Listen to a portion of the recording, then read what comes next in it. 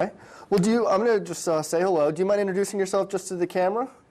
Oh, I'm Rachel Louise Haifley, born in Hampstead, Carroll County, Maryland. Well, thank you for coming today.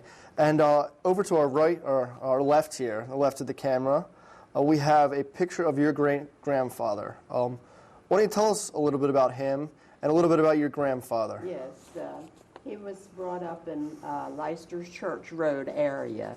And I always like to say that he has one of the largest tombstones in Leicester's Church Cemetery. There are two great big ones, and I don't know which one is his, but it's one of them.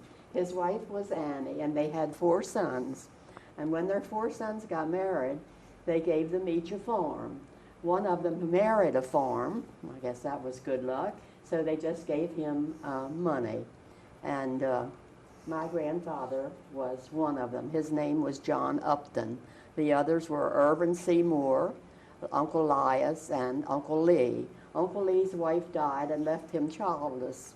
So my father's younger brother made it his business to go to see Uncle Lee and get him to leave money to his brothers and sisters, but leaving me out. I was disinherited also by my Leicester, my father's people. Wow. And why don't you tell me a little bit about your parents?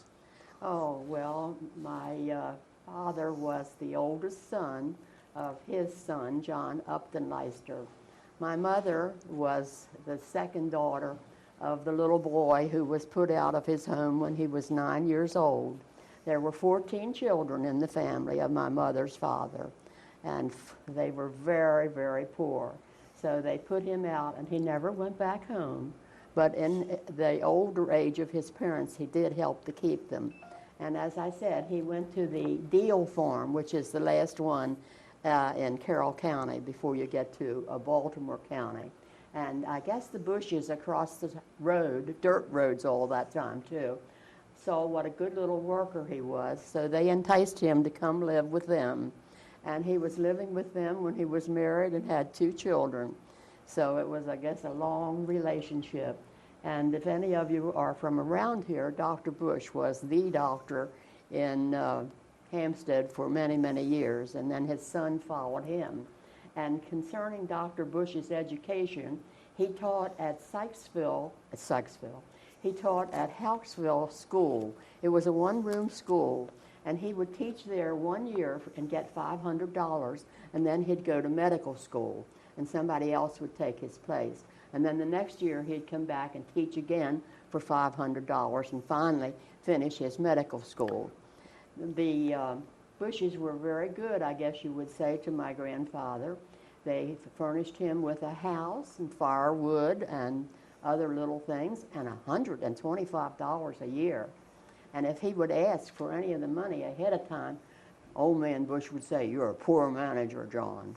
At any rate, sometime in 1900, a very wealthy man in Hampstead asked my grandfather to leave the Bush farm and come up to his farm, which was directly next to what is now Black & Decker. So in 1900, he moved his wife and 2 children, 2 girls at that time, to the farm next to Black & Decker. And I don't know what this rich man, Charles William Murray, promised him, but at the end of 25 years, he had a new house in Hampstead, which was paid for. Whether it was given to him by Mr. Murray, we'll never know, I don't guess. At any rate, they moved to Hampstead, and he retired there at age 59. Which I think was very, very remarkable for a little kid that was put out at 9 years of age. Certainly. At any rate, this Black & Decker farm, where he went for 25 years, is still there, only the barn and the silo and the barrack and all those things are torn down. My father's farm was back of Black & Decker, and so he was very near, I guess, as mileage goes for horse and buggy in those days. There were no roads, they were all dirt. And I guess he would go to see my mother in the neighboring farm and his horse and buggy. But in 1914, he did have an automobile. It was called the Flit. And the Flit wasn't such a good automobile because they had to back it up a hill. It wouldn't go forward up a hill. So in 1916, this son of, shall I say, people with a little money, married my poor mother, whose father was one of 14 and had nothing. And they went to Baltimore on their honeymoon in a horse and buggy, and they went to hear Billy Sunday preach. Now, for those of you who are in a ball, Billy Sunday was a ball player before he became a great evangelist. And then, of course, my grandfather, his son, built them a new house on their farm. Not his farm, the farm that he had given his son when he got married. And I was born there 2 years later in 1918 on Holy Thursday, March 28, 1918. And it's not Holy Thursday anymore, it's Maundy Thursday, but I guess that's the same thing. I don't really know. And my father worked for his father in this new house that we had. And one day he came home and he said, "Esther, I've bought a farm." So my mother and I moved with him to the farm down at Hauksville. Did you ever hear of Hauksville? I'm not familiar with Elksville. No, ma'am. Well, it's a couple miles from Hampstead, I would Okay. say. And the farm on which I was born, where I lived for a good while, was on Hauksville Road in Hampstead, Carroll County, Maryland. And rumor has it that it recently sold for $3 million. Wow. It was in the paper that they received $240,000 when the new road came through. The new road that's supposed to open, I guess, this summer and bypass Hampstead. In fact, that's what it's called, the bypass. So they demolished all the buildings. And my grandmother had a beautiful house that was built in 1912. And in those early days, it was unusual to have electricity. But they had a Delco plant. They had electricity in the house. And it was, let's say, 4-story house. And they also had running water, which my mother's poor people didn't have. And it was very, very nice. But even the building where I was born has been demolished. I don't know what the people who bought it for maybe $3 million is going to do, but there it is. At any rate, I want to tell you that on this farm that my father bought, Julie Walsh Googe's mother lived on the next farm. They had a lot of children. They were Rills. And they would stop for me when I was 5 years old and walk me up the hill, through the woods, down St. Paul Street, onto Hauksville Road, to this one-room school, which was taught by Tommy Bookman, and it was on the Coon Club Road, if you've heard of the famous Coon Club. And it was Alta Rill, Mabel, who married Fishpaw, who was famous in Carroll County for his prizes for carnivals, bingo, and Russell and Clarence. Now, the older ones, Julie Googe's mother, I didn't know her. They didn't go to the 7th grade at Hauksville School like the other people. So we marched up the hill through the woods and picked up the Davidsons. Ruth and Clarkson Davidson had already graduated from the 7th grade and were gainfully employed somewhere. So we picked up Everett and, Everett and Gilbert and Ned. Ned was my boyfriend in the 1st grade. We didn't have any place to play, so we went next door to the vacant lot and played house, and we brought things from home to make it seem like a home. And Gertrude also, we picked her up. And we walked out to the Hauksville Road and turned left and went to this one-room school. And in the middle of this one-room school, there was a bucket of water with a dipper in it. And we all drank from the same dipper. And I don't think any of us died, but I'm sure there were germs passed. There was no play equipment. There was an outside toilet for both him and her.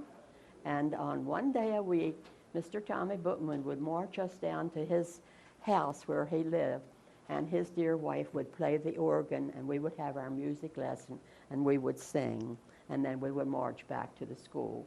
And next to the house where he lived, which was just, I guess you would say, a city block away, although it was country, dirt road, all that, there was a store, Basler store, and that became kind of famous for a small place. But my father and mother worked very hard, and of course my mother could do the work of a man because she had been taught to work hard. She could milk the cows, she could plow, she could do anything. So they got their farm paid for in a short time by having a wood lot cut out. And she said that she wouldn't move to this farm in the beginning unless Hilda went with her. Now, Hilda was a girl that lived in Hampstead, and her mother put her out when she was about this high to wash dishes for people for 5 cents.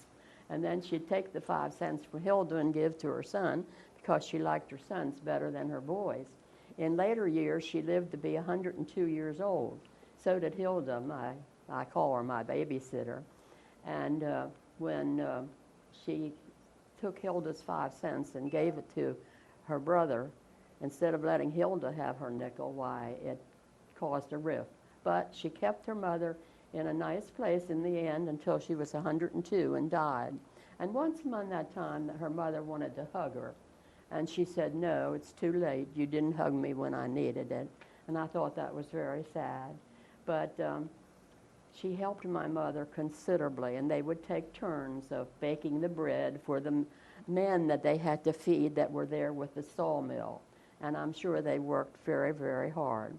But my father became ill, and he got tumor of the brain and died when I was 7 years old. And before that time, I would have to drive a horse and buggy from Hauksville up to Hampstead to the barber shop. Of course, it was dirt road. My mother would hook up the horse and buggy and help my father to get in because he was getting worse all the time. And I would drive this horse and buggy up to Hampstead's barber shop. And Mr. John Singer, who lived along the way, became president of the Hampstead Senior Citizen. And I went to it. I guess I belonged. And he used to tease me and say, "Oh, you're the little girl who drove the horse and buggy up Hauksville Road." Now, was that senior center anything like this senior center? Oh, no, it was at the Lutheran Church in Hampstead. And I was a Lutheran for 7 years while my father lived. But then when we had no horse and buggy, to get to the Lutheran Church at the north end of Hampstead, we moved in with my grandfather that had been put out of his home when he was 9 years old and had this new house in Hampstead. And we sold the farm and the horse and buggy and everything. And my father had a will, and his mother had made him make a will because she was afraid maybe my mother would marry somebody else and they'd get Milford's money. His name was Milford Leister, Milford Brillhart Leister. His mother was a Brillhart. She had there were 5 sisters of them. I'll tell you about them later. But anyway, we went to live after we sold the farm and after we got all settled to my mother's people, the poor people in Hampstead who had this new house. What did we have? We had a furnace. We had heat over the whole house. We had hot water. We had a bathroom. And I tell you, when I was 7 years old, a bathroom was something really different. And then eventually we had a washing machine and just everything that people that lived in Hampstead, which was a country town, had. Now, my grandmother, Leister, in her big 4-story house, she had a commode in her bedroom, and she had running water, and they had radiators. They had heat.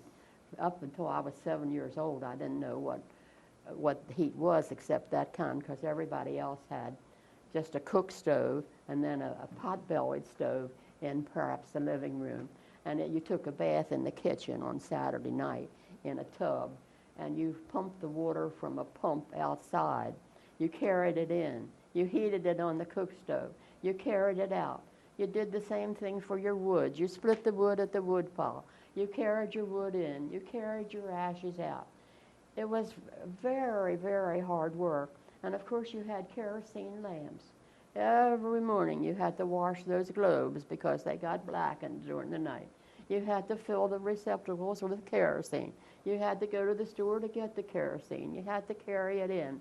It was hard, it really was. But when I was 7 years old and my father died at the Church Home Hospital in Baltimore with tumor of the brain, we moved to my grandfather's house. The next year, his wife died. So my mother just did everything there. She had two brothers that were still at home. One worked for the Western Maryland Railway, and one worked for Dr. Tracy at the Rexall drugstore. And she had 10 white shirts at least every week. And we had an ironing board that didn't have legs in those days. It went across the end of a table. But we did have an electric iron when we got to Hampstead. But before that, we had all these irons that you, oh, I'm not supposed to put my hands up on them. Oh, that's okay. We had all these irons that are now antique. I live in Florida in the wintertime, and my friend a couple doors down just moved to the inn where you get better service when you get old. And she had one of those irons for sale at her estate sale when she moved, and she was asking $10 for it. Wow. Now, I guess maybe some people are getting more for their old irons. I know. I think that anyway, my mother collects things like those. Mr. Singer came in a horse and buggy and picked up our laundry in Hampstead in a big blue bag. I remember that color of blue. He'd come on Monday morning and he'd get our laundry and he'd take it to his wife and daughter who lived out on the Snydersburg Road, and they would wash it.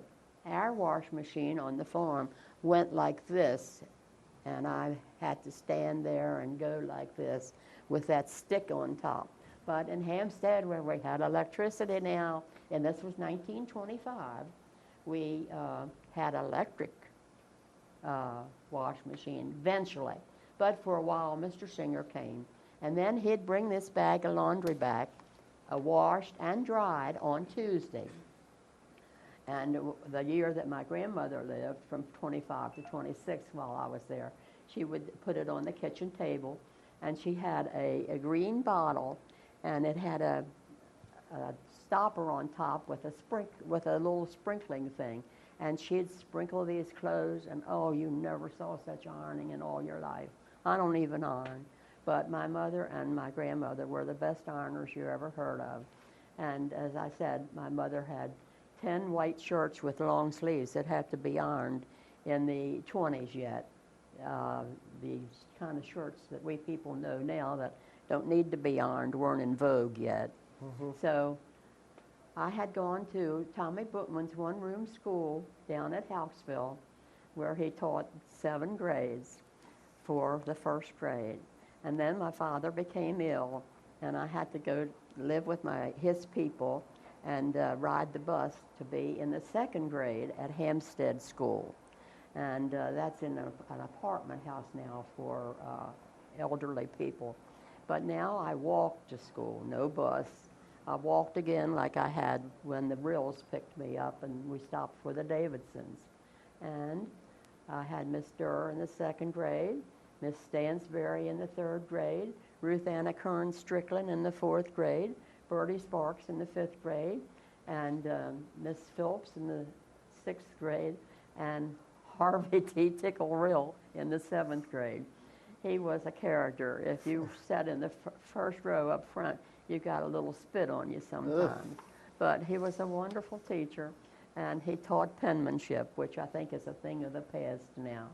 And a girl who sat in front of me, who has since died, most of my classmates have died, had a better pen than I did, and I always remember that.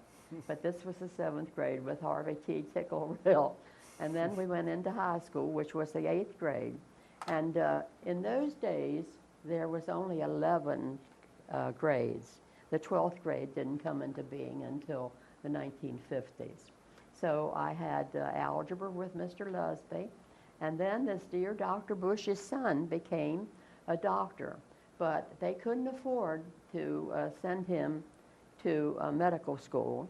He had to teach school for a couple years to make money to go to medical school. And that was a glorious thing, too, because Mrs. Bush, who sewed for me from the time I was born until I got married in 1939, always had help. And this one girl that she had was about my age, and we'd go to Baltimore with Dr. Bush when he went to medical school on Saturday, and we'd go downtown and shop.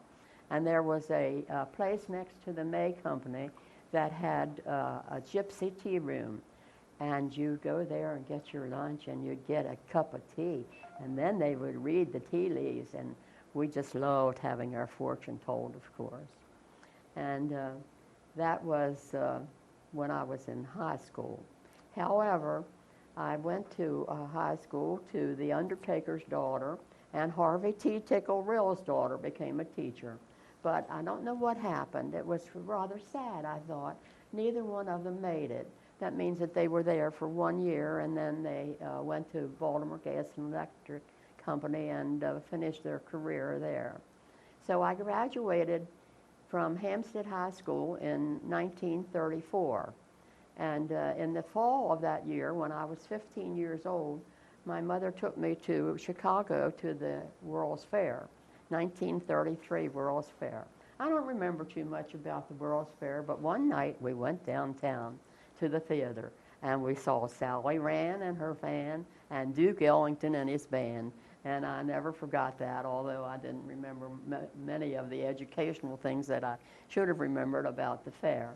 So I graduated in 1934 from Hampstead High School, still living with my wonderful grandfather who, shall I say, had made it big for those times, having been orphaned at such an early age. And then I wanted to be a nurse. My uncle, my mother's younger brother, who worked at the drugstore, where I would go once in a while to ask for a nickel for an ice cream cone. And if your friend was dipping the ice cream at that time, she'd fill the cone with ice cream and then put the dip on top, and that was nice. And once my friend was helping the home ec teacher with lunch, and she was slicing vegetables, and she got this much of her thumbnail in the vegetable soup, and we never did find it. But we never heard of anybody who got appendicitis or anything. We all lived. And then I said I wanted to be a nurse. So, oh, by the way, I had a car. I told you that my grandmother made my father make a will, so I got half of his money. And, oh, I lived through the Depression. And the bank closed with my money in it. And they paid out some cents on a dollar. And when they did, I bought, and I forgot to bring a picture, of my 1935 Chevrolet with wire wheels. So I went down to the University of Maryland, and I saw the nurse who was in charge, or whatever her position was. And she said, "I'm sorry, I can't take you. You're only 17. You have to be 18. Now, you go to college, and instead of taking biology in the first year, you take chemistry, and then you come back and I'll take you." But I never went back. I just continued on and became a school teacher. And I taught school for 38 years. You all aren't even that old yet, are you? Not nearly. At any rate, I taught school for 38 years, and I've been retired, I guess, 30 years. That makes me 91 years old. Wow. And do you still go to Florida each winter? Yes, I do. And where do you go in Florida? I go to the old people's home now. But I've lived on Longboat Key, if you know Florida, a very wonderful place, for 20 years. And then when I sold my house there, I bought into Freedom Village. And Freedom Village has about 600 elderly residents. And they treat us very nice, because they should, and I have to pay whether I'm there or not. We have dinner in the evening. We have 3 big restaurants. We have 3 big buildings for the people. And then, as I said, we have an inn where you go when you want more help, when you want them to bring you your medicine. I'm still independent and take care of myself. In other words, I have to provide my own breakfast. I have to provide my own lunch. But we have the Grapevine, where you can go for a nice breakfast and lunch. And then we have the Tiffany room. And one of the residents, had a visitor from downtown. This is in Bradenton, Florida, on the West Coast. And he said, "This is the prettiest restaurant in town." Oh, wow. Our own Tiffany. So when I have company, why, I rent rooms for them. And by the way, I must tell you about my 90th birthday. They flew in to celebrate. And my son rented 5 rooms for the guests. And we had a luncheon on Friday, the day of my birthday, for 36 people, and 37 attended. That night, we had a big dinner at the Colonial, which is, I think, one of the better restaurants. I live in Phase 1, and the name of our restaurant is the Brass Rail. But you have so many choices, and the food is so good. If you're familiar with Fremont Station over in Hampstead, that's my favorite restaurant when I'm home here, and also I like the one up in Westminster that has such good seafood. But I do not complain about the food where I live. I know that's always a big concern. I know that's always a big concern with retirement homes is the food. So I'm really glad to hear that it is good. Now I'm sorry to tell you, we're running out a little bit out of time. But do you mind telling me how long you've been coming to this community center? Well, I started when it was at St. John's Methodist Church in Hampstead. And, of course, that's where my mother and I ended up because we didn't want to walk up to the Lutheran church. Sure. So I started when it was there in the church, in the Sunday school room. And then we came across the road to the library. And I attended there, except when I was in Florida in the wintertime. And then when this opened, I came here. Now, is that all you want me to say? About that? No, I mean, what activities do you generally participate in here? I play pinochle. Pinochle? And I play pinochle at Freedom Village in Florida. And I play pinochle at the Westminster Civic Center on Fridays. And Friday I came home with $4. I won second prize. The second prize is $4? We play for money in Westminster. Oh, cool. Well, I really appreciate you sharing with us today. Oh, I have a lot more to tell you. Oh, you do? I'm sorry. Do we still have time? Good. I'm sorry. I just was worried about that we might not have enough tape.